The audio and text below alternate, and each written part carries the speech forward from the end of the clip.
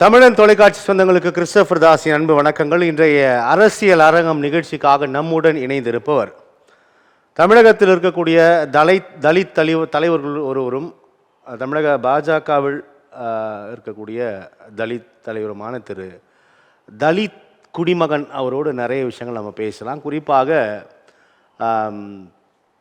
தமிழகத்தின் அரசியல் களம், கூட்டணி, அதிமுக பாஜக கூட்டணி, திராவிட முன்னேற்ற கழகத்தோடு இன்னும் பிற கட்சிகள் அணி சேரும், அதிமுகவோடு சேரும் என்பன போன்ற பல்வேறு கருத்துகள் தொடர்கின்றன. அதனூடாக சமீபத்திய திராவிட முன்னேற்ற கழகத்தின் பொதுக்குழு எம்பி தேர்தலில், ராஜ்யசபா தேர்தலில் இந்த கூட்டணி கணக்கு வழக்குகள் அடிப்படையில் தந்திருக்கக்கூடிய இடப்பகிர்வுகள் மட்டுமில்லாது பல்வேறு விஷயங்கள் நாம் தலித் குடிமகனிடம் பேசி தெரிந்து கொள்ளலாம். வணக்கம் சார். வணக்கம். மகிழ்ச்சி. திமுகவின் பொதுக்குழு நிறைய விமர்சனங்களையும் கருத்துக்களை உருவாக்கி இருக்கிறது. அது உட்கட்சி பொதுக்குழு இருப்பினும் நிறைய கருத்து விமர்சனங்கள் அதன் மீது தொடர்கின்றன. எப்படி பார்க்குறீங்க, எப்படி பார்க்கலாம்? அது பொதுக்குழுவே அல்ல, பயத்தால் கூட்டப்பட்ட ஒரு பயக்குழு. அது பொதுக்குழு அல்ல, பயக்குழு. பயத்தால் கூட்டப்பட்ட பயக்குழு. ஆமாம், அந்த குழு. ஏன் இந்த குற்றச்சாட்டு வைக்கிறீங்க? ஏன்னு கேட்டிங்கன்னா, 4 வருஷமாக சந்திக்காத அண்ணனை சந்திப்பதற்கு மதுரைக்கு போனோம். அதற்காக கூட்டப்பட்ட அந்த கூட்டம் நாகரீக சந்திப்பு இல்லை. உடன் பிறந்தவரை பார்ப்பது அரசியலா? இல்லை.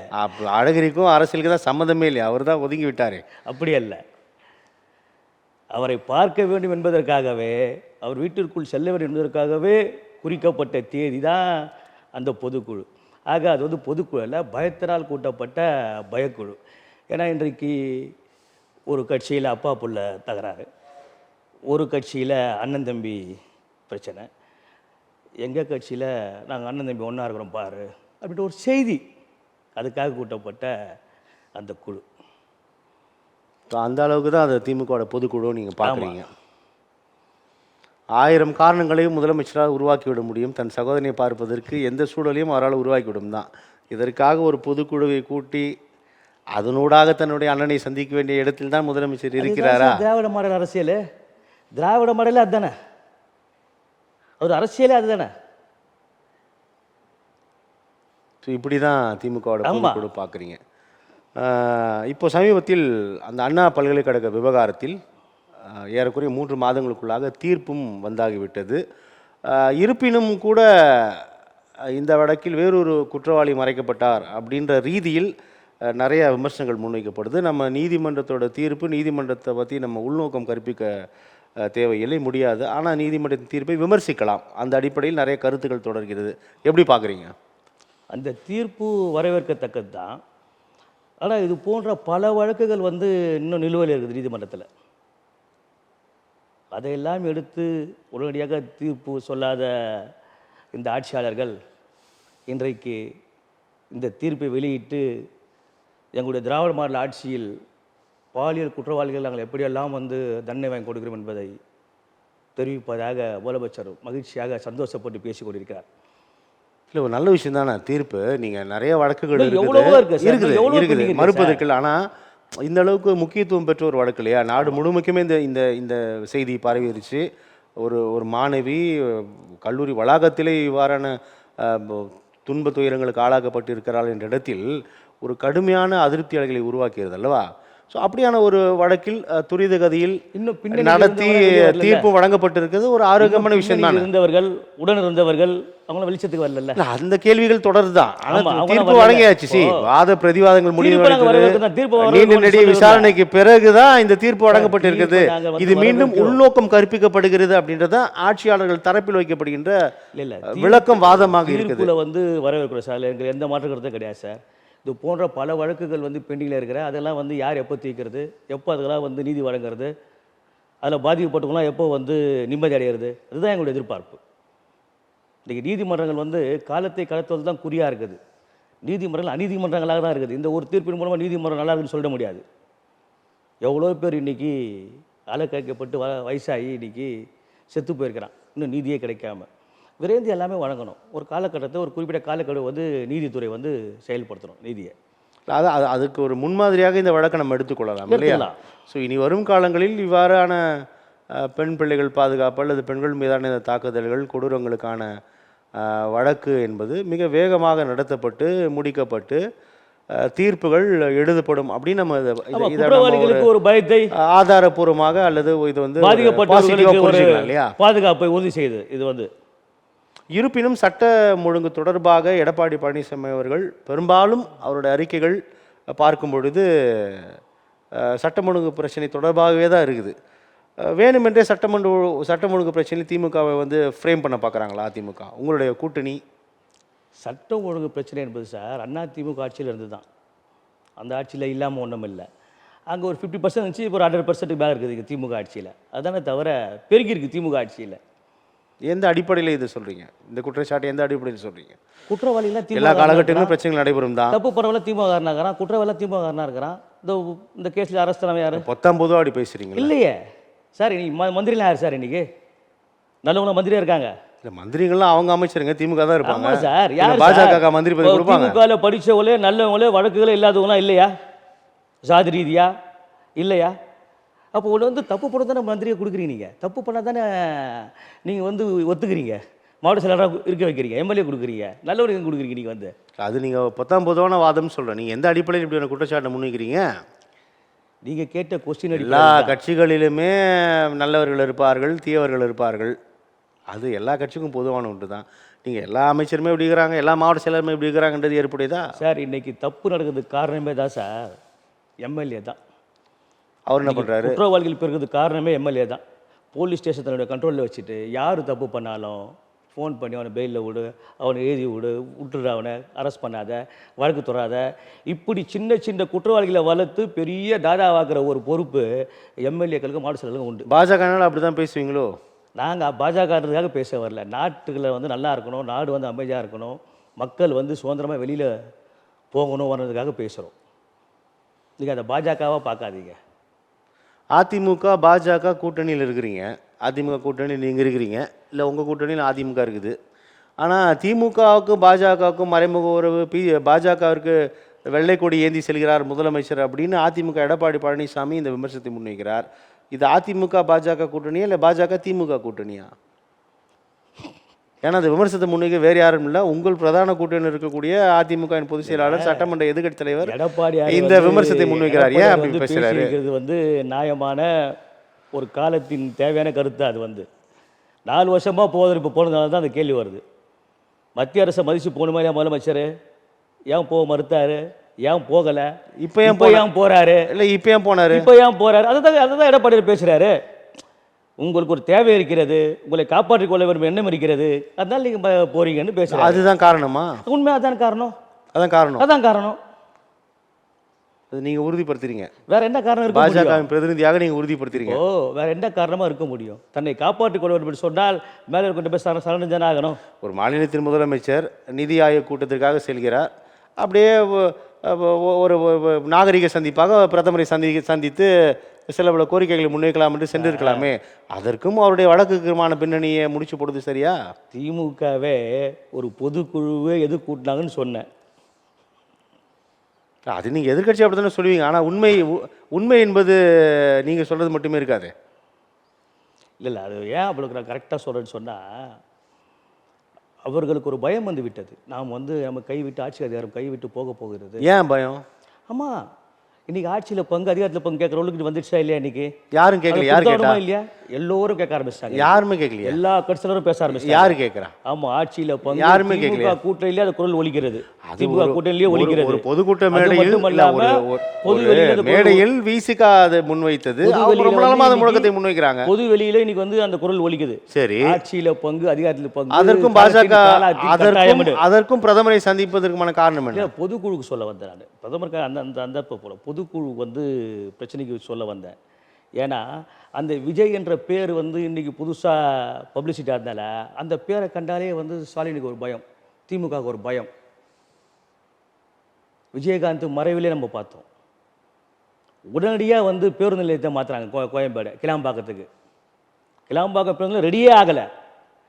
ஏன்னா தினம் தினம் மக்கள் வந்து பேருந்தில் வந்து கோயம்பேடில் இறங்கி விஜயகாந்த் அவருடைய சமாதிக்கு போய் மெழுகுவர்த்தி ஏற்றி பூவை போட்டு கண்ணீர் விட்டு சிந்தி அங்கே ஒரு கூட்டம் கூடுவதை தவிர்க்க வேண்டும் என்பதற்காகவே கேப்டன் விஜயகாந்த் மறைவுக்கு மறுநாள் 2 நாள்லேயே வந்து கிளாம்பாக்கத்துக்கு பேருந்து நிலையம் மாற்றப்படுகிறது. ஸோ தேமுதிக தலைமை அலுவலகம் தான் பேருந்து நிலையம் மாற்றப்பட்டது விஜயகாந்த் காரணம். மறைவு ரொம்ப அழகாக கதை சொல்கிறீங்களே. கதை இல்லை, உண்மை.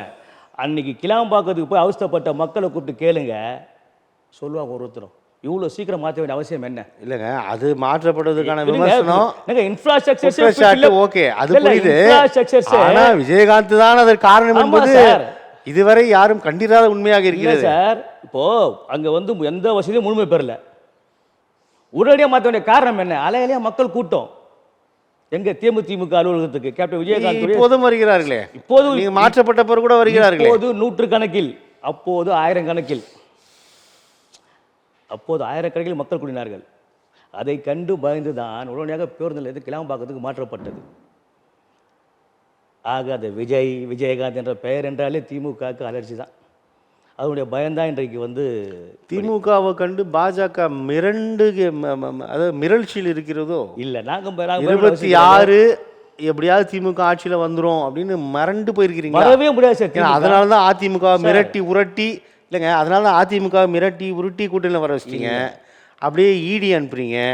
நீங்கள் தான் சொன்னீங்க இப்போ முதலமைச்சரை டெல்லிக்கு வர வைக்கிறீங்க அப்படின்னு. அப்படின்னா அப்போ திமுகவை கண்டு உள்ளபடியே பாஜக தான் மிரண்டு போயிருக்கிறது. திமுக கொண்டு நாங்கள் பயப்பட வேண்டிய அவசியமே கிடையாது. மாநில தலைமையை மாற்றிட்டீங்க. இல்லை திமுக பயப்பட அவசியமே கிடையாது. ஏன்னா நாங்கள் ஆட்சியை பிடிக்க போகிறோம், அவங்க ஆட்சி போக போகுது. அவங்க தான் பயப்படும். நீங்கள் ஆட்சி எங்கே பிடிப்பீங்க? ஆமாம், நாங்கள் தான் அடுத்து 2026 ஆட்சி. அதிமுகவில் 10 கூட்டணி, நீங்கள் ஒரு கூட்டணி, அப்புறம் நீங்கள் ஆட்சி பிடிப்பீங்க. 2026 ஆட்சி அதிகார பாஜக தலைமை ஆட்சி அதிகார பங்கில் வந்து அதிமுக ஒத்துக்கிச்சா? பாஜக தலைமை ஆட்சி தான் வந்து 2026 தமிழ்நாட்டில். திமுக ஆட்சி போக போதால் திமுக பாஜக தலைமை இல்லைங்க, அதிமுக தலைமையில். பாஜக அது எப்படிங்க பாஜக தலைமையில்? நீங்க போக போக பாருங்க சார். தமிழ்நாட்டில் அதிமுக தாங்க பிரதான எதிர்கட்சி. அதிமுக தலைமையில் திமுக தலைமையில் தான் ஒரு கூட்டணி. நீங்க பாஜக தலைமைன்றது ரொம்ப பாஜக தலைமையில் தான் ஆட்சி மிகையா இருக்கு. பொறுத்திருந்து பாருங்க. ஏன்னா திமுக அண்ணா திமுக பார்த்து நீங்க பயப்படல, பிஜேபியை பார்த்து தான் பயப்படுது. திமுக கண்டு பாஜக பயப்படுதுன்னு சொல்றாங்க. நாங்க பயப்பட அவசியம் கிடையாது சார். நாங்க பயப்பட அவசியம் கிடையாது. நாங்கள் ஆட்சியை பிடிக்க போறாங்க, எதுக்கு பயப்படணும்? ஆட்சி யார் கைவிட்டு போக போதோ அவங்க தான் தினம் தினம் பயத்தில் இருக்காங்க. உறக்கம் இல்லாமல் இருக்கார் முதலமைச்சர் நம்முடைய முத்துவேல் கலைஞர் ஸ்டாலின் அவர்கள். உறக்கம் இல்லாமல் இருந்தது காரணம் ஆட்சி போய்ட்டு தான். நீங்கள் இந்த பொதுக்குழு தீர்மானங்கள்லாம் பார்த்தீங்கன்னா உங்களுக்கு தெரியும். இது வரைக்கும் செய்யாததெல்லாம் வந்து நான் செய்ய போகிறேன். யாருக்கு? தொண்டர்களுக்கு. எல்லோருக்கும் எல்லாம் சொல்கிறாரு ஸ்டாலின். அந்த கட்சிக்கார அவ்வளோ பேரில் எல்லோருக்கும் எல்லாம் போய் சேர்ந்துக்குதா? முதல்ல மற்றவங்கள விட்டுருங்க, அண்ணா திமுக பிஜேபி மற்ற கட்சியில விட்டுருங்க, காங்கிரஸ். நீங்க ஏன் ரொம்ப கவலைப்படுறீங்க? அதான் அவங்க கட்சியோட பிரச்சனை. உங்க கட்சியை பாருங்க சார். இப்போ அதான சார் பிரச்சனையே. பொதுக்குழு அவர் பேசுற பேச்சே உங்களை நம்பி தான் நான் இருக்கிறேன். யார? திமுக தொண்டர்கள் பார்த்து. ஆமா சார், அந்த கட்சியோட தலைவர் 4 வருஷமா சொல்லாதவர் கட்சியோட தலைவர் சொல்றாருன்னா கட்சி தொண்டர்களை பார்த்து உங்களை நம்பி தான் நான் இருக்கிறேன் என்று சொல்வது ரொம்ப இயல்பானது தானே. இன்னும் ஆட்சி தொடரணும். எங்க அப்பா 5 முறை ஆண்டாரு, நான் ஒரு முறை ஆண்டிருக்கிறேன், புள்ள அடுத்து 7வது முறை ஆளுன்னு சொல்லி பொதுக்குழுல தொண்டர்களை பார்த்து நீங்க துரோகம் பண்ணிடாதீங்க, அதில் என்ன தவறு பாருங்க, அது கட்சியை காப்பாத்துங்க. ஒவ்வொரு தேர்தலின் போதும் இப்படியான அழைப்புகள் தலைவர் விடுப்பார்கள் தானே. பா ஒழுங்கா வேலை செய்யுங்கப்பா, அடுத்த ஆட்சியில் நம்ம உட்காரணும். இல்ல அதனால வந்து இந்த உட்கட்சி மோதல் உள்குத்தெல்லாம் குத்தாதீங்க அப்படின்றது இயல்பானது தானே. முறை இல்லாத இந்த முறை ஒரு தீர்மானம். ஒரு தொண்டர் குடும்பத்தில் ஏதாவது பிரச்சனை, அகால மரணம் அடைந்தா 10 லட்சம் ரூபாய் திமுக நிதி கொடுப்போம். உங்க கட்சி அப்படியே தீர்மானம் நிறைவேற்றுங்க சார். இன்றைக்கு அறிவிச்சு இல்ல சார், உங்க கட்சியும் அந்த தீர்மானம் நிறைவேற்றுங்க சார். திமுக தொண்டர்களை திமுக பெரியவர்கள் காப்பாத்துதுன்னு வாழ்த்து தான் சார் தரணும். அது ஏன் சார் நீங்க விமர்சனம் பண்றீங்க? அவருக்கே தெரிஞ்சு போச்சு சார் நம்ம கைவிட்டு ஆட்சி போக. ஏன்னா இன்னைக்கு நாங்கள் கடந்த முறை சரி ஆட்சி போனால் கூட திமுக தொண்டர்களுக்கு அந்த அறிவிப்பு வந்து அது பயன்படுமே தானே. பார்க்கணும். ஆட்சியில் இருந்தால் தான் இல்லை திமுக தொண்டர் திமுக கட்சி இருக்கும் வரைக்கும் தான். அப்போ ரொம்ப நல்ல விஷயம் தானே சார்.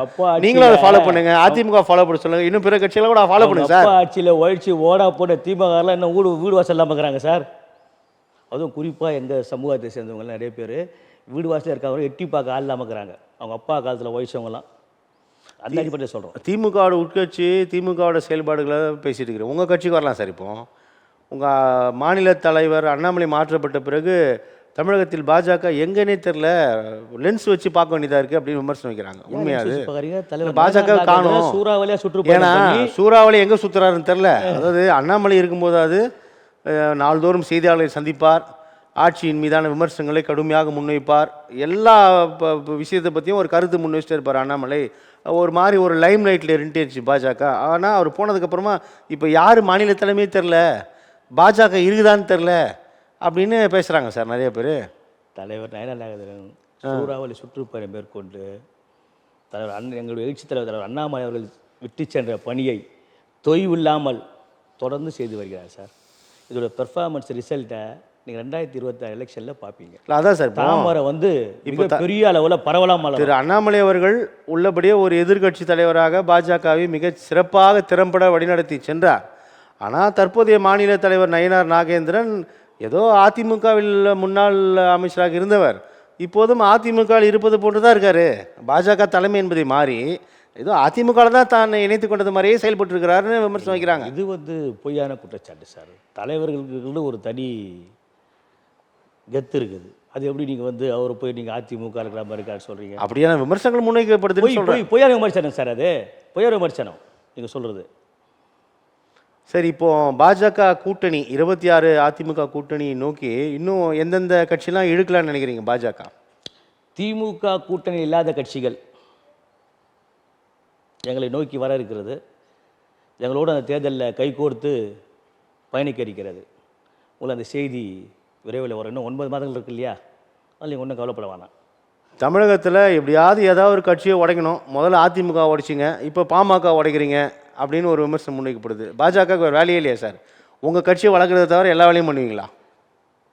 அந்தந்த கட்சியில் வர சண்டைக்கு அந்தந்த கட்சி தலைவர் அப்படிதான் சொல்கிறாங்க. நீங்கள் வந்து எங்களை சொன்ன அப்படி அன்புமணியை மிரட்டுகிறார்கள் பாஜகவினர். எங்களோட கூட்டணி வைக்கலைன்னா உமலக வழக்கை வந்து நாங்கள் தூசி தட்டி தூக்கிடுவோம் அப்படின்னு மிரட்டுகிறாங்கன்னு சொல்கிறாங்க. யாரும் மிரட்ட முடியாது சார். ஜனநாயக நாடு சார் அது.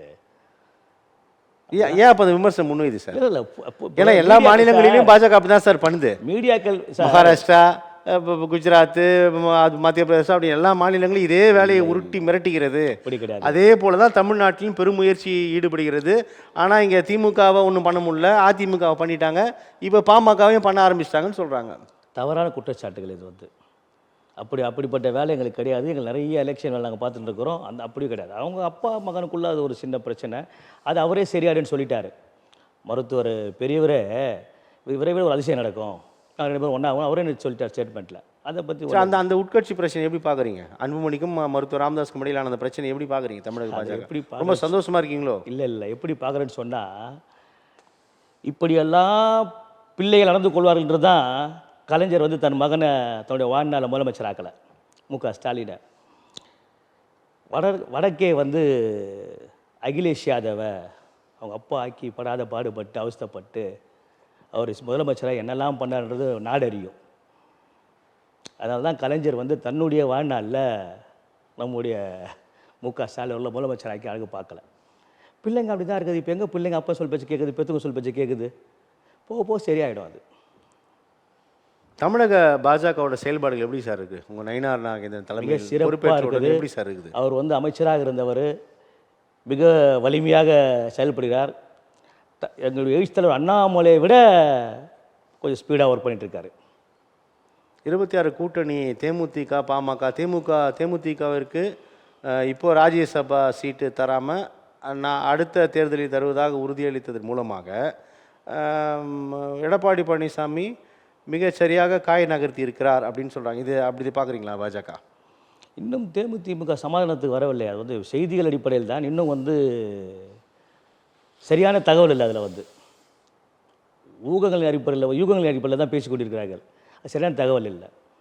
இருந்தாலும் எடப்பாடியார் வந்து தன்னோட ராஜதந்திரமான முயற்சியில் அவங்களுக்கு ராஜ்யசபா சீட்டு ரொம்ப எதிர்பார்த்து காத்து கொண்டு இருந்தார்கள் அல்லவா? ஆமாம். ரொம்ப ஏன் சார் தரல? ஏன் தர மாட்டீங்க? நாங்கள் தர வேண்டியதில்லை. அது அதிமுகவோடு அவர்கள் வந்து பேசிய ஒப்பந்தத்தின்படி அது அவரோட கடமைன்னு அந்த அம்மா சொன்னாங்க. ஒப்பந்தம் இல்லைன்னு சொல்கிறார் எடப்பாடி. எடப்பாடியார் வந்து இல்லைன்ற விஜயகாந்த் ஒப்பந்தம்னு சொல்கிறாங்க. இதுவே ரொம்ப 2 தலைவர்கள் 2 பெருக்கட்சி இது மாதிரி நீ தான் சொன்ன, இல்லை நான் சொல்ல, நீ தா இல்லை தரலன்றது ரொம்ப நகைமுறை இல்லையா? நாங்கள் வந்து சார் திமுக மாதிரி கிடையாது. எங்களுடைய பிஜேபி கூட்டணி கட்சிகள் வந்து திமுக மாதிரி நடந்துக்கிறது கிடையாது. திமுக எப்படிடான்னா, அவங்க அப்பா காலத்தில் முதலமைச்சர் கலைஞர் காலத்தில் சிறிய கட்சிகளுக்கு எம்எல்ஏ சீட்டு கொடுத்து கூட வச்சுப்பாங்க அடிமையாக. இப்போ ஒரு படி மேலே போய் நம்முடைய முத்துவேல் கருணாநிதி ஸ்டாலின் அவர்கள் ஒரு ராஜ்யசபா எம்பி சீட்டு கொடுத்து ஒரு கட்சியவே காலி பண்ணிட்டார், நம்முடைய கமலஹாசனுடைய மக்கள் நீதி மய்ய கட்சியை. நாங்கள் அந்த மாதிரிலாம் நாங்கள் பண்ணுறதில்ல. தமிழ்நாட்டில் கடந்த சட்டமன்ற தேர்தல் எனக்கு தெரிஞ்சு பாஜக கூட்டணி தமிழ்நாடு 150 கட்சி இருந்துச்சு. நீங்கள் அது மாதிரி பண்ணுறதில்லன்றீங்க. உங்கள் பாஜக கூட்டணியில் தமிழ்நாட்டில் 150 கட்சி இருந்துச்சு. மொத்த கட்சியும் உங்களோட கூட்டணியில் தான் இருந்துச்சு. கட்சிகள் காணா போகிறதுக்கு வந்து நாங்கள் பொறுப்பு இல்லை சார், அந்த தலைவர்கள் தானே பொறுப்பு. கட்சியை ஒரு தலைவர் வந்து சரியாக நடத்தணும். ஒரு சீட்டுக்கோ 2 சீட்டுக்கோ போயிட்டு கட்சியை காணாமல் போகிறது யாருடைய வேலை? தலைவர்கள் பண்ணுற தப்பு தானே அது வந்து. அது எப்படி நீங்கள் பாரதிய ஜனதா மேலே குற்றச்சாட்டு சொல்லுவீங்க? நாங்கள் தான் கட்சியில் வரவிருக்கிறோமே கூட்டணிக்கு. அதான் கேட்குறேன், நீங்கள் 150 கட்சி தான் கூட்டணி இருக்குது உங்களோட. 150 கட்சி கிடையாது என்கிட்ட. போன முறை 10 தமிழ்நாட்டில் இருக்கிற ஒரு கட்சி நீங்கள் தான் விட மாட்டீங்களா? அப்படிலாம் கிடையாது. 2 பேர் இருந்தாலும் சரி 10 பேர் இருந்தாலும் சரி உடனே கூட்டணி சேர்த்துக்கிறீங்களே? இல்லையே, அப்படிலாம் கிடையாது. எங்களை நம்பி வருகிறவர்களை நாங்கள் அரவணைத்துக் கொள்வோம். நம்பி வருகிறவர்கள் அல்ல, நம்பி வாங்க வாங்க வாங்கன்னு கூப்பிட்டுட்டே இருக்கிறீங்களே. அப்படி என்ன சார், நாங்கள் வந்து நாங்கள் வந்து ஒரு தேசிய கட்சி, இந்த நாட்டை ஆண்டு கொண்டிருக்கிறோம். ஒரு மாநிலத்தை ஆளுவது என்பது எங்களுக்கு ஒன்றும் பெரிய காரியம் இல்லை, சிம்பிள் மேட்ரு. நீங்கள் ஆள முடியலையே. 2026 பாருங்களேன், தமிழ்நாட்டில் தான் உங்களை விடவே மாட்டாங்களே சார். 2026 பாருங்க, எப்படி வந்து அந்த மாற்றம் அந்த முன்னேற்றம் எப்படி வருதுன்னு பாருங்க. தாவேகா விஜயோட பேசிட்டு இருக்கிறீங்களா? அதை எப்படியாவது வந்துருங்க பாஜக கூட்டணின்னு தாவேகாவை பிடிச்சி இழுத்துட்டே இருக்கீங்களோ? சார் அவர் வந்து முதல்ல தன்னுடைய பெர்ஃபார்மன்ஸை காட்டணும். பெர்ஃபார்மன்ஸை காட்டாமே அவர் வாயிலேயே வந்து வர சுட்டுதான் எப்படி சார் வந்து? அது எப்படின்னா பெர்ஃபார்மன்ஸ் காட்டணும்? ஓட் பேங்க் என்ன இருக்குது அவருக்கு? எத்தனை பர்சன்டேஜ் இருக்குது ஓட் பேங்க்? பாஜக என்ன ஓட் பேங்க் இருக்குது? எங்களுக்கு ஓட் பேங்க் இருக்குது சார். எங்களுக்கு எவ்வளோ சார் இருக்குது? போன முறை 15% ஓட் பேங்க் தனியாக பிஜேபி. 150 கட்சி சேர்ந்தவானே சார்? இல்லை, தனியாக எங்களது மட்டும். ஆனால் ஓட் பேங்க்கே இல்லாதவர் வந்து விஜய் அவர்கள். அவர் ஓட் பேங்கை ப்ரூவ் பண்ணணும். அதுக்கப்புறம் தான் வந்து ஆளாடப்பட்ட கமலஹாசனாலே ஒரு எம்எல்ஏ ஜெயிக்க முடியல. இதை விட வேற பெருசாக போட்டி இல்லையே. அவரே தோத்துட்டார்ல சார், பிஜேபி கிட்ட எங்ககிட்ட தோத்துட்டார் இல்லையா? அது வந்து அப்போ நாங்கள் பெர்ஃபார்மன்ஸ் எப்படி இருக்கு எங்களுக்கு? இது மாதிரி விஜய் ப்ரூவ் பண்ணிட்டேன் சார். அவர் 2வது கமலஹாசன் ஆகிடுவார். முதல் எலெக்ஷனில் சூடு போட்டுப்பார், 2வது எலெக்ஷனில் கமலஹாசன் மாதிரி ஒரு எம்பி கொடுன்னு போயிட்டே இருப்பார் டெல்லிக்கு. ஸோ இப்படி தான் நடக்கும். இதுதான் நடக்கும். இப்படி தான் நடக்கணும்னு எதிர்பார்த்துருக்கிறீங்க. இல்லை, அப்படி தான் நடக்கும் சார். காலமாக இருக்கீங்க. இல்லை சார், காலத்தின் கட்டாயம் சார். இடைவேளைக்கு முன்னாடி நம்ம தமிழக அரசியல் குறித்து பேசியிருந்தோம். நீதிமன்றத்தின் அதிரடி உத்தரவு அல்லது அதிரடி நடவடிக்கைக்கு பிறகு தமிழக அரசு ஆளுநர் சைலண்ட் மோடுக்கு போயிட்டாரு. ஏன்னா இப்போ கூட நகர்ப்புற மற்றும் ஊராட்சி அமைப்புகளில் மாற்றுத்திறனாளிகளை தேர்வின்றி நியமனம் செய்யும் மசோதா 2 மசோதாக்களுக்கு சத்தமின்றி ஒப்புதல் அளித்து விட்டார் ஆளுநர். முதலமைச்சர் கூட விமர்சனம் பண்ணியிருக்கார். பரவாயில்ல, 2ம் உடனே அமைச்சிட்டாரு, நம்ம நீதிமன்றத்தின் நடவடிக்கைக்கு பயந்தவர் அனுப்பிவிட்டார்ன்றாங்க. பரவாயில்ல, ஆளுநர் வந்து வழிக்கு வந்து விட்டாரோ? இல்லை, ஒரு மாநிலத்தின் ஆளுநர் என்பவர் வந்து நல்லதுக்கு விரைந்து ஒப்புதல் கொடுப்பாங்க. கண்காணிப்பு வேலை தானே, நல்லதா கெட்டதா அந்த மக்களுக்கு அப்படின்ட்டு. அது 2ம் நல்லது, உடனே ஒப்புதல் வாங்கிட்டாங்க. நல்லது கெட்டதெல்லாம் பார்க்க வேண்டிய வேலை உங்களது இல்லை, அது மக்களால் தேர்ந்தெடுக்கப்பட்ட அரசு. இது அவங்க அமிச்சாங்கன்னா நீங்கள் ஒழுங்காக கையெழுத்து போட்டு அமிச்சா போதும், நீதிமன்றமே சொல்லிடுச்சு சார். நல்லது கட்டத்தில் நீங்கள் பார்க்க வேணாம் சார், நீங்கள் ஒப்புதல் மட்டும் கொடுங்க. நல்லது கட்டது பார்க்க தான் இங்கே அரசு இருக்குதுன்னு சொல்லிட்டாங்க சார். சார் அதனால இப்போ அவர் ஒப்புதல் வாங்கிட்டார் நம்ம சொல்ல. பரவாயில்ல, இது மாதிரி முன்னதாகவும் நிறைய மசோதா 11 மசோதாவுக்கு நிலுவையில் வைத்திருந்து குட்டு வாங்கினார் அல்லவா? அது ஒழுங்காக அனுப்பிச்சிருந்தாருன்னா பிரச்சனையே இருந்துக்காது, பாவம் அவருக்கு. இல்லை, அப்படியெல்லாம் சொல்ல முடியாது, குட்டுவாங்கலாம் சொல்ல முடியாது. ஆளுநர் அது இன்னும் முடிவுக்கு வரல சார். நீதிமன்றம் வந்து பெருசா, நாடாளுமன்றம் பெருசா, இன்னும் முடிவுக்கு வரல, வந்து பெண்டிங்கில் இருக்கிறது வந்து. அதனால் வந்து அப்படி நம்ம வந்து எடுத்துக்க முடியாது. ஒரு ஆளுநருக்கு அந்த டைம் இருக்குது, எப்படி பண்ணணும், அது இப்போ சரியா இந்த மக்களுக்கு அதை பார்க்க வேண்டியது ஆளுடைய கடமை தானே. அதை ஒப்பிடும்போது பாஜக ஆளாத மாநிலங்களில் உள்ள ஆளுநர்கள் மட்டும் முழு வேகத்தோடு இருக்காங்க சார். அந்த மாநிலத்தின் விமர்சனங்களை அப்படியே கொட்டி தீக்கிறாங்க. இல்லை, ஆனால் பாஜக ஆளும் மாநிலங்களில் ரொம்ப சைலண்ட் மோட்ல இருக்கிறாங்க. இல்லை, இதுதான் விமர்சனத்திற்கு காரணமாக இருக்குது. அதுக்கு என்ன விளக்கம்? நீங்கள் ஆளுநர் எல்லா மாநிலங்களிலும் ஒழுங்காக அவங்களுடைய பணிகளை செஞ்சீங்கன்னா ரொம்ப மகிழ்ச்சி தான். இல்லை, அதுக்கு என்ன விளக்கம்னா, அங்கெல்லாம் சைலண்ட் மோடு, அங்கெல்லாம் வந்து வெள்ளை இங்கே வந்தால் கருப்பு கொடை. இல்லை, பாஜக ஆள்ற மாநிலங்களில் கவர்னரோடு ஒத்து போகிறார்கள், அவர் சொல்கிற கேட்டுக்கொள்கிறார்கள். வெள்ளை கொடை இல்லை கேட்டுக்கிறாங்க. ஏன்னா ஆனா- பாஜகவால் நியமிக்கப்பட்டவர்கள் அல்லவா, நீங்க ஏதாவது வேலை பண்ணா உடனே மாத்தி விட்டுருவீங்கன்ற பயம். ஆளாத மாநிலங்கள்ல கவர்னர் பேச்சை கேட்கறது இல்ல, இங்க சொல்றத ஒத்துக்கிறது இல்ல, கருப்பு கூட கவர்னரை மதிக்கிறதும் இல்ல. அதான் சார், நீங்க கருப்பு கூட கவர்னரை ரெண்டு வந்து கூட தயாரா வச்சுக்கிறீங்க. கோ பேக்குன்னு சொல்றது, கவர்னர் கருப்பு கொடி காட்டுறது ஆளாத மாநிலங்கள் இருக்கு. நம்ம என்ன பண்ண முடியும்? முறைதான் முரண்பாடுகள். ஒரு மாநிலத்தின் பண்பாடு கலாச்சார நிகழ்வுகள் குறித்து கூட ஆளுநர் ஆங்காங்கே விமர்சனங்களை முன்வைத்து கொண்டே இருக்கிறார். இது எதிரானது, இது ஆதரவானது, இங்கே வந்து திராவிட மண், இது திராவிடத்திற்கு எதிரானது என்பன போன்ற கருத்துக்களை ஆளுநர் தொடர்ந்து முன்வைக்கிறார் சார். அவருக்கான வேலையா சார் இது? சார், ஒரு அரசியல் கட்சி தலைவர் போல ஏன் சார் விமர்சனத்தை வைக்கிறாரு? தன்னுடைய வாழ்நாளில் மிகப்பெரிய பொறுப்பில் இருக்கவங்க தன்னுடைய கடமை செய்யணும், அதுதான் செய்கிறார் அவர். தான் என்ன நினைக்கிறோம் சொல்ல வரார்ல, அதுக்கப்புறம் தப்பு அது வந்து சரின்றது நாம தானே முடிவு பண்ணோம். ஓ, நீங்கள் போறீங்க ஒரு நிகழ்ச்சிக்கு, பேச வேண்டியது உங்களுடைய உரிமை, பேச்சு உரிமை, நீங்கள் பேசித்தானே ஆகணும். அப்போ நீங்கள் பேசுறது சரியில்லை, தப்பாக பேசிட்டீங்க, இப்படி பேசியிருக்கலாம், அதானே நடைமுறை, அதான் நான் பண்ணுறாரு. அதை பண்ணக்கூடாது சொல்கிறதுக்கு எப்படி சார் நம்ம? ஆளுநர் பேசவே கூடாது, இந்த நிகழ்ச்சிக்கும் போகவே கூடாது, தன் கருத்தை வந்து சொல்லவே கூடாதுன்னா அப்புறம் என்ன அர்த்தம்? அந்த அந்த அதிகாரமே உங்களுக்கு கிடையாதுன்றாங்க. அப்படி கிடையாது, நீங்கள் தேவையில்லாமலாம் விமர்சனம் பண்ணாதீங்கன்றாங்க. அப்படி கிடையாது. எல்லா அதிகாரமும் வந்து ஆளுநருக்கு உண்டு சார், எல்லா அதிகாரமும் ஆளுநருக்கு உண்டு. யூ ஆர் ஜஸ்ட் அதான் you are the just police post ஆஃபீஸர்ன்றாங்க. இல்லை, அதனால தான் ஒரு போஸ்ட் ஆஃபீஸ் வேலை தான் நீங்கள், போஸ்ட்மேனோட வேலை தான் நீங்கள் அப்படி பண்ணணும். கிடையாது, அதனால தான் ஒரு ஆளுநர்னு சொல்லப்படுகிறார், கவர்னர் என்று அழைக்கப்படுகிறார். அதனால் ஆளுநருக்கு வந்து எல்லா வித பவரும் உண்டு. மத்திய அரசு தொடர்ந்து அமலாக்கத்துறை வைத்து, நான் அந்த ஆளுநருக்கு சொன்ன அதே விஷயந்தான், அமலாக்கத்துறை, என்ஃபோர்ஸ்மெண்ட் ஆக்ட், இடி உள்ளிட்ட அமைப்புகளை வைத்து இங்கும் அதே தான். பாஜக ஆளாத மாநிலங்களில் பெரிய நெருக்கடி, பாஜக ஆளும் மாநிலங்களில் வெள்ளக்கூட. ஏன் அது? விசாரணை அமைப்புகளை நாங்கள் ஒருபோதும் தவறாக பயன்படுத்தவில்லை, சட்டம் தன் கடமை செய்கிறது. அது நீங்கள் அந்த மாதிரி பார்த்தா நீங்கள் வந்து பார்க்கறது அமலாக்கத்துறையால் குற்றம் சாட்டப்பட்டவர்கள் பிற கட்சிகளில் இருக்கும்போது குற்றவாளிகள், பாஜக வந்தால் அவன் நிரபராதிகள். இல்லை, அப்படிலாம் அப்படியா? அப்படிலாம் ஒன்றும் கிடையாது. நிறைய உதாரணங்கள் இருக்குதே. இல்லை, விசாரணை அமைப்புகள் வந்து பீகார்லேருந்து மத்திய பிரதேசம், விசாரிக்கும் போது மகாராஷ்டிரம், டெல்லின்னு ஏகப்பட்ட சார் விசாரணை அமைப்புகள் விஷயங்கள் இருக்குது. விசாரணை அமைப்புகள் விசாரிக்குது. அப்போ குற்றவாளியாக பார்க்கப்படுகிற நபர்கள் விசாரணை முடிவில் அவர் குற்றவாளி இல்லைன்னு வரும்போது அப்போ வந்து அது எப்படி தவறாகும்? அது எப்படி தவறாகும் சொல்லுங்க நீங்கள்?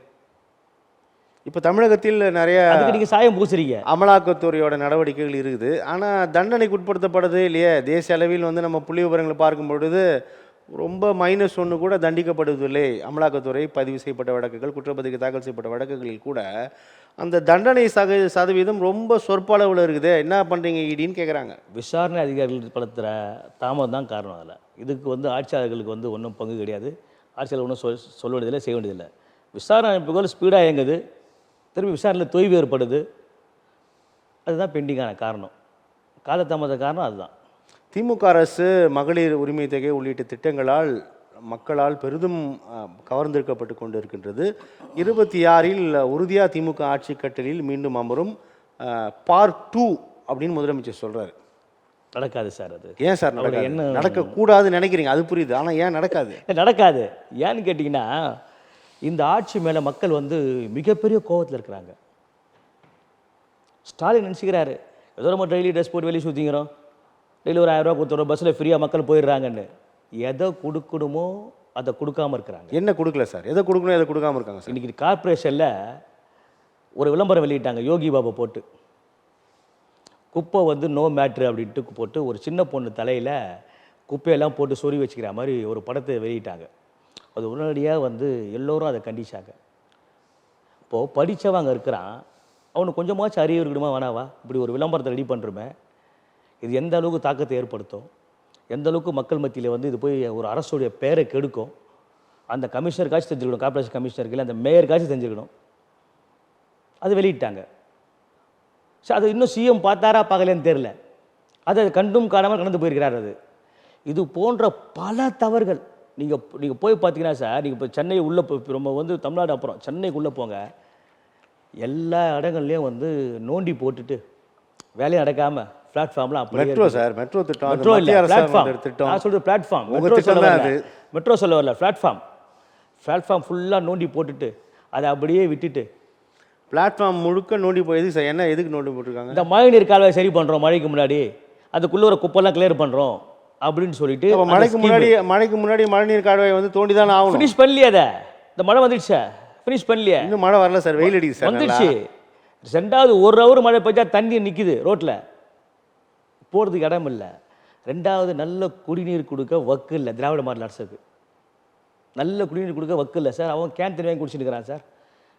அப்புறம் எதுக்கு சார் அரசாங்கம்? பஸ்ஸு சொன்ன டைமுக்கு வர்றதில்லை. சுத்திகரிக்கப்பட்ட குடிநீர் வருது, சம்பில் பிடிச்சி வச்சு ஏற்றி குடிக்கிறீங்க. ஏன் குடிநீர் தரலன்னு சொல்கிறீங்க? இல்லை, இப்போ தான் ஸ்கீம் போட்டு அனௌன்ஸ்மெண்ட் பண்ணியிருக்கிறாங்க. சென்னையில் ஒரு 30 இடத்துல சென்னை குடிநீர் வாரியம் இருக்குது. சென்னையில் ஒரு 30 இடத்துல வைக்க போகிறோம், நல்ல குடிநீர் கொடுக்க போகிறோன்ட்டு. சென்னையில் வைக்கிறது ரோட்டில் போகிறவங்களுக்கு, வாழ்கிற மக்களுக்கு தண்ணி வரணுமா இல்லையா? பைப் லைன் கொடுக்கணுமா இல்லையா? இல்லையா? மட்டும் இல்லையே. எங்கே எல்லாம் கேன்டீன் தான் வாங்குறான்.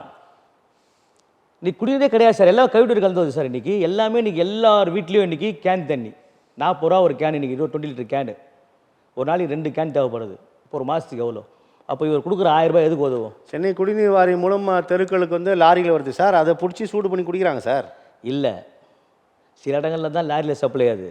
மெயின் வந்து எல்லாமே நீ யாரும் வந்து பைப் தண்ணி பிடிச்சி குடிக்கிறது இல்லை, ஃபுல்லாகவே கேன் தண்ணி தான் வாங்குறாங்க. ஏன் குடிக்க மாட்டாங்க சார்? பைப் தண்ணி சரியில்லையா சார்? டைபாய்டு, கால்ரா, மலேரியா, டெங்கு எல்லாமே அது இன்றைக்கி வந்து வாட்டர் வந்து கண்டாமினேஷனில் தான், கெட்டு போன தண்ணியால் தான் வந்து உடம்பு ஜுரத்துலேருந்து எல்லாமே வந்துட்டு இருக்குது.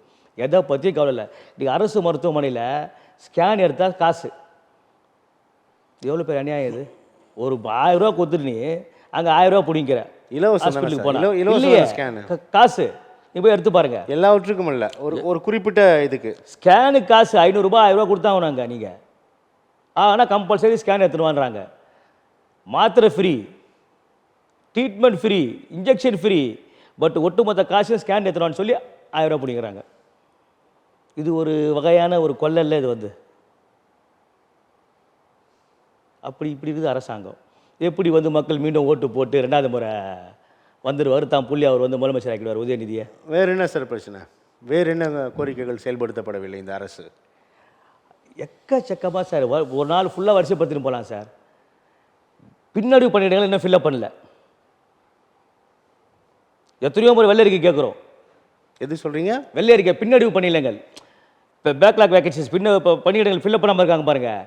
இன்றைக்கி மட்டுமே கிட்டத்தட்ட பி சென்டரில் 35,000 பேர் வேலையை விட்டு போயிருக்கான் வெளியே.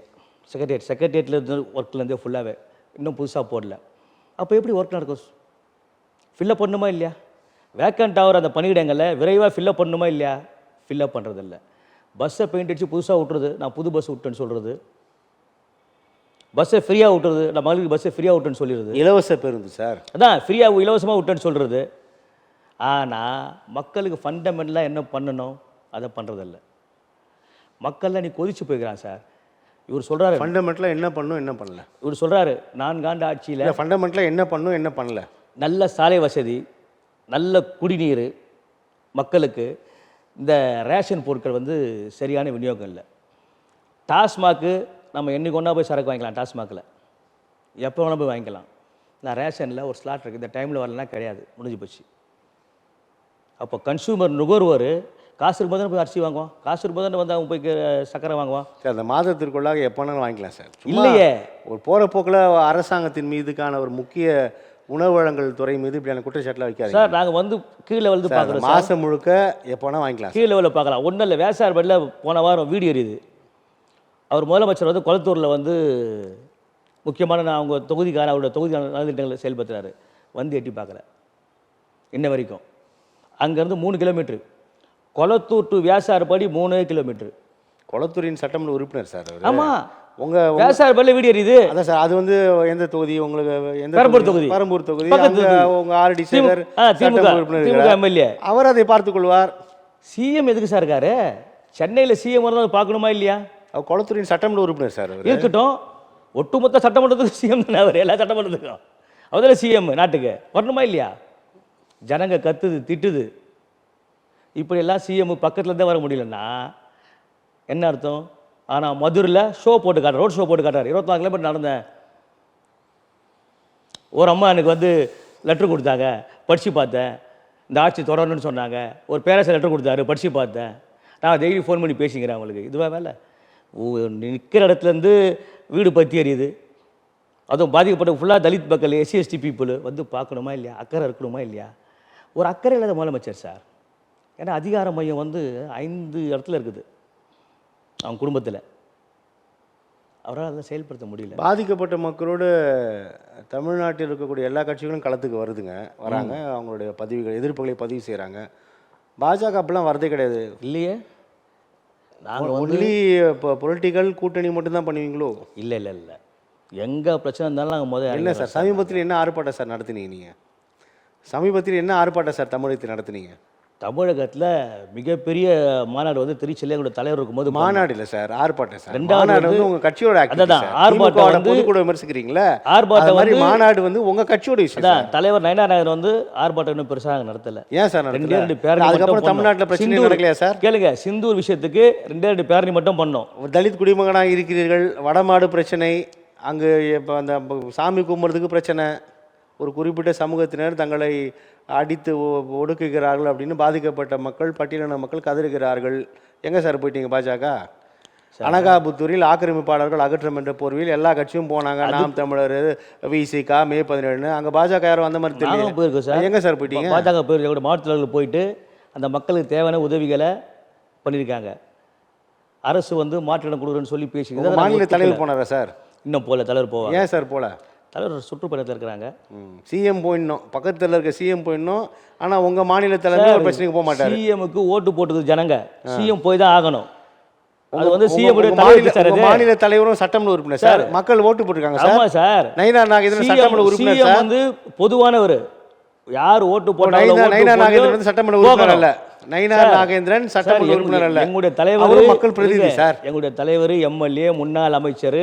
எங்களுடைய தலைவர் வந்து அவர் என்ன வேலையோ செய்கிறாரு. நான் கேட்டது, கொளத்தூரில் இருக்கிறவங்களால 3 கிலோமீட்டர் விவசாயப்படிக்கு வந்து தீ விபத்தால் பாதிக்கப்பட்ட மக்களுக்கு பார்க்க முடியல, கேளுங்க, ஆறுதல் சொல்ல முடியலையா? கேளுங்க, அது உங்களுடைய விமர்சனம். அரசு நிவாரணம் வழங்கினாங்க. அரசு நிவாரணம் அமைச்சர் சேகர்பாபுரில் வச்சு அரசு நிவாரணம் வழங்கினாங்க, எம்எல்ஏ வச்சு வாங்கினாங்க. நான் கேட்குறது, ஏன் சிஎம் வந்து பார்க்கக்கூடாதா? தாராளமாக பார்க்கலாம். சிஎம் எங்கே வெளியே இருந்தால் பரவாயில்ல, அங்கே இருக்கிறாரு, அவருக்கு தெரிஞ்சிருக்காதா? சரி 3 கிலோமீட்டர் தானே, அது என்னன்னு பார்த்துருவோம்பா. பார்க்கலையே. இதைத்தான் குற்றச்சாட்டாக வைக்கிறோம். ஒரு 3 கிலோமீட்டர் நடக்கிற பிரச்சனைக்கு வர முடியல, 24 கிலோமீட்டர் நடந்து போயிட்டு வந்து அது பெருமையாக பேசி தெரியுறேன்.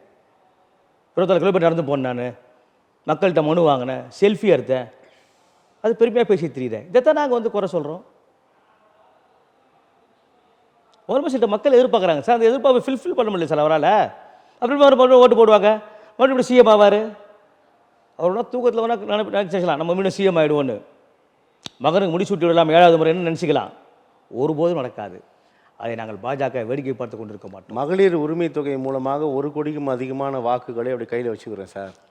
ஒட்டுமொத்த பேர் திமுகவுக்கு தான் போடுவாங்க அப்படின்னு ரொம்ப நம்பிக்கையாக இருக்காங்க சார் திமுக. அவங்க அப்பா காலத்தில் நீங்களே சார் எந்த நல்ல திட்டங்களும் ஏற்றுக்க மாட்டீங்க. அவங்க அப்பா காலத்தில் இலவச பேருந்துகளை விட்டு இருக்கிறார்கள், மகளிர் உரிமை தொகை கொடுத்திருக்கிறார்கள்.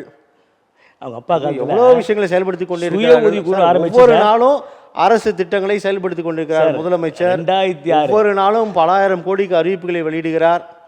2006 சொல்லிட்டீங்க சார். அவங்க அப்பாவுடைய ஆட்சி காலத்தில் 2006 மகளிர் சுய உதவி குழு ஒன்று பண்ணாங்க. இப்போ இருக்குதானே சார்? கேளுங்க, சிறப்பாக பண்ணாங்க, பிரம்மாண்டமாக பண்ணாங்க, பெரும் பயனை தந்தது. கேளுங்க, பெரும் பயனடைந்தார்களே. ஆனால் அடுத்த ஆட்சி தொடரல, ஆட்சி மாற்றம், அந்த அம்மையார் வந்துட்டாங்க 2011. இதுதான் நிலைமை. நீ நினச்சிக்கலாம் நாம் எது பண்ணாலும் திரும்பி வந்துடுவோன்னு. எல்லோத்துலேயும் வந்து ஓட்டை உடைச்சல் இருக்குது, அது இருக்கும் தானே சார். எல்லாத்துலேயும் குறைபாடு இருக்குது, குளறுபடி இருக்குது. எல்லாம் வந்து சீர்தூக்கி பார்த்து செய்யணும், செய்கிறதில்ல, முழுசாக போகிறதில்ல சார். எதுவுமே இந்த 1000 ரூபா அக்கௌண்ட்டில் போகிறதுனால போகுது, அது கையில் கொடுத்தா போல. இன்னும் அரசாங்கத்துக்கிட்ட சார், கவர்மெண்ட்டுக்கிட்ட ஒரு தொகுதியில் எவ்வளோ முதியோர் இருக்காங்க, எவ்வளோ விதவைகள் இருக்காங்க, எவ்வளோ ஊனமுற்றவங்க இருக்காங்க, அந்த தரவுகளே இல்லை சார். எப்படி தெரியும்? உங்களுக்கு எப்படி தெரியும் சார்? இன்னும் அந்த மக்கள் வந்து போய் சேரலையே பணம். மக்களுக்கு போய் முதல்ல யாருக்கு பணம் போய் அது வந்து டேட்டாஸ் இல்லாததான் காரணமா?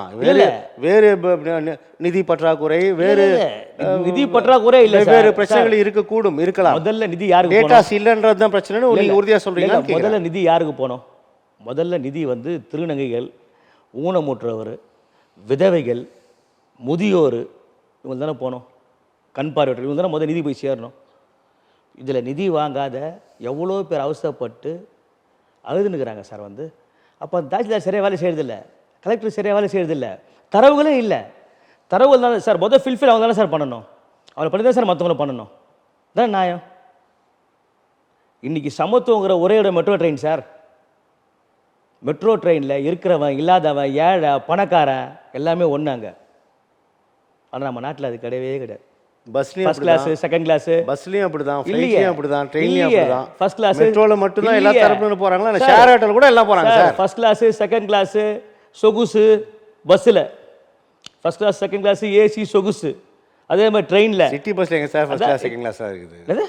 சொகுசு பஸ் சிட்டி ஏசி பஸ்ல பஸ். ஆமா சார், ஏசி நான் ஏசி இருக்குது. இரு sir first class second class third கிளாஸ்னு உருட்டுறீங்களே சார். ஆனா மெட்ரோல எலக்ட்ரிக் ட்ரெயினில் கூட இருக்குது, சபர்பன் ட்ரெயினில் கூட வந்து ஃபர்ஸ்ட் கிளாஸ் இருக்குது. ஆமா. ஆனா மெட்ரோவில் ஆல் ஆர் ஈக்குவல். எல்லோரும் அங்கே சமம்.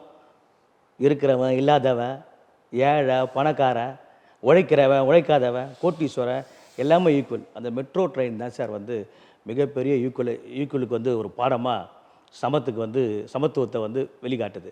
ஆனால் அந்த மாதிரி சமத்துவம் சமூக நீதி சமத்துவம் பேசுகிறாருல, சமூக நீதி அரசு தான் சார் சொல்லுது. சமத்துவம் பேசுகிறாருல சார், சமூக நீதி அரசு சார், திராவிட மாடல் அரசு சமூக நீதி அரசு தான் சொல்றாங்க. எங்க சமூக நீதி எங்க சார் இல்ல? இருங்க, ஒரு பாலியல் குற்ற வழக்குல வந்து அந்த ஞானசேகரனுக்கு வந்து தீர்ப்பு சீக்கிரம் சொல்லிட்டா அது சமூக நீதியா? இல்ல சீக்கிரம் மற்ற சொல்லிட்டானா வழக்கெல்லாம் எப்படி சார்?